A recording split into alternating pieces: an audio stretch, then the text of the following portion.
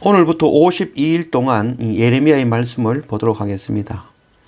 매일 한 장의 말씀으로 예배하는 것이 참 은혜입니다. 새로운 말씀을 시작할 때마다 참 기대가 됩니다. 오늘은 또 어떤 말씀을 주실까? 읽을 때마다 새로운 것이 바로 이 하나님의 말씀입니다. 말씀은 한 번도 내 마음을 흔들지 않은 적이 없습니다. 말씀은 내 마음을 부끄럽게도 하고 낮아지게 하며 눈물 나게 하고 감사하게 하며 놀라게 합니다.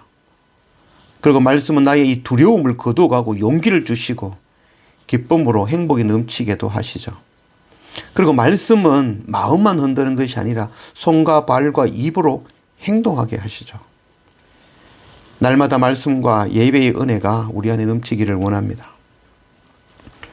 1절 베냐민 땅 아나돗의 제사장들 중 hil기야의 아들 예레미야의 말이라. 아몬의 아들 유다왕 요시야가 다스린 지 13년에 여호와의 말씀이 예레미야에게 임하였고, 요시야의 아들 유다의 왕 여호야김 시대부터 요시야의 아들 유다의 왕 시드기야의 11년 말까지 곧 5월에 예루살렘이 사로잡혀 가기까지 임하니라. 우리가 예레미야 선지자 하면은 먼저 생각나는 것이 바로 이 눈물의 선지자라는 그런 말이죠. 이 예레미야의 눈물은 예수님께서 감람산에서 멸망할 예루살렘을 바라보시며 흘리셨던 그 눈물, 동일한 그 눈물이죠. 이 예레미야는 이 유다가 바벨론에 멸망하기까지 한 40년 동안 5명의 왕에 걸쳐서 예언한 선지자이죠. 유다가 멸망할 것을 예언하였죠. 또 그리고 바벨론에 대항하지 말고 포로로 잡혀가는 것이 하나님의 뜻이라고 전하였죠. 5명의 왕들도 그 말을 듣지 아니하였고 백성들도 그 말을 듣지 않으며 오히려 예레미야를 핍박하고 옥에 가두며 매질하는 그런 일이 일어났던 것이죠.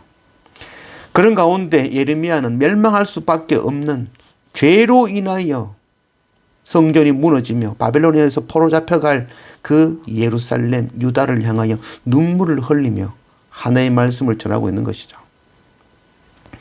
4절 여호와의 말씀이 내게 임하니라. 이르시되 내가 너를 모태에 짓기 전에 너를 알았고 네가 배에서 나오기 전에 너를 성별하였고 너를 여러 나라의 선지자로 세우노라 하시기로.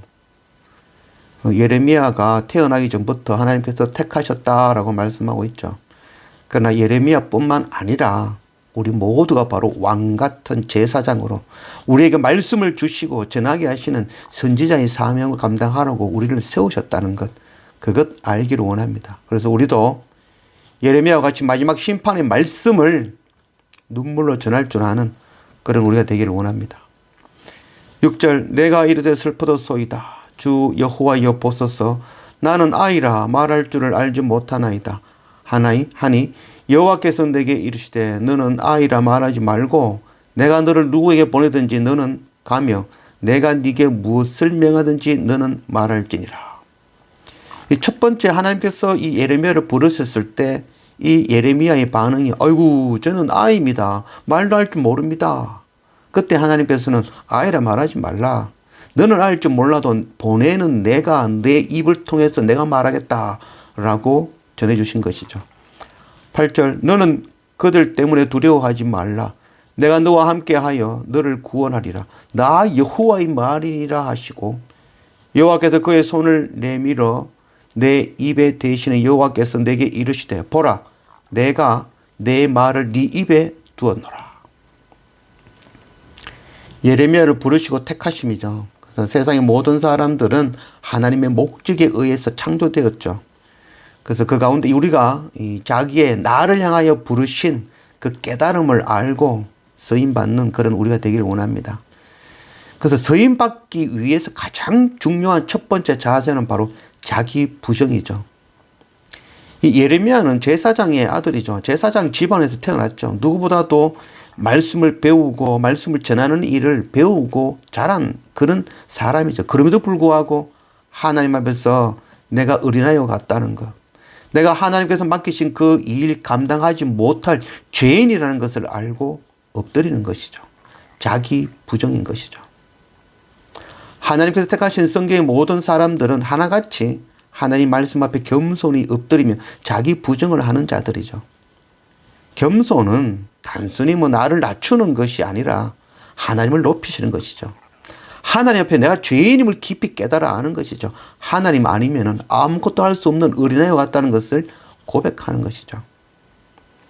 하나님께서는 하나님 앞에서 자기를 부정하며 하나님 높이는 자를 택하시고 그와 함께 하시며 그에게 하나님의 영을 부으시고 강하게 담대하게 하시고 하나님의 말씀을 전하게 하시는 그런 은혜를 주시는 것이죠.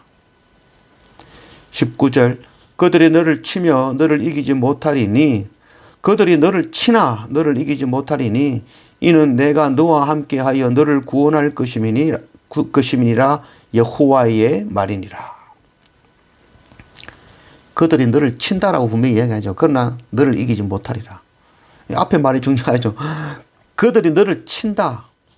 그 침을 당하고 고난을 당하지만 결국에는 너를 이기지 못하리라. 이 말 한마디에 이 예레미야가 앞으로 당해야 될 그 고난을 다 설명하고 있다고 할 수 있겠죠. 그래서 이 예레미야는 이 말씀 전하면서 참 고난을 당하게 되어지죠.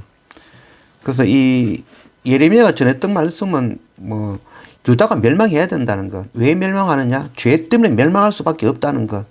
그래서 바벨론에 의해서 포로로 잡혀갈 것이라는 것. 그것을 계속해서 끊임없이 백성들에게 왕에게 전하였던 것이죠. 어느 왕도 어느 백성들도 이 말을 곧이곧대로 믿고 듣는 사람은 하나도 없었죠.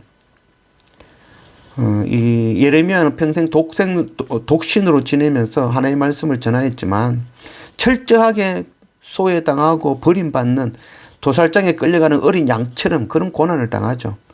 그리고 그 예레미야의 글들은 전부 다 불태워져 버리고 감옥에 던져지고 매맞고 끌려다니는 그런 삶을 살았던 자가 바로 이 예레미야이죠. 그래서 전성에 의하면 예레미야는 이집트로 이 유대 백성들과 함께 피난하였다가 거기에서 백성들의 돌에 맞아 순교하였다라고 전하고 있습니다. 오늘 이 말씀 하나 우리 기억하길 원합니다. 그들이 너를 치나 너를 이기지 못하리니 이는 내가 너와 함께하며 너를 구원할 것입니다. 그러므로 너는 네 허리를 동이고 일어나 내가 네게 명령한 바를 다 그들에게 말하라. 그들 때문에 두려워하지 말라. 네가 그들 앞에서 두려움을 당하지 않게 하리라. 아멘. 우리도 이 말씀을 붙들고 두렵고 떨림으로 우리 형제들에게 열방에 나아가 이 하나님의 말씀 생명의 복음 전하는 그런 우리 모두가 되어지기를 원합니다.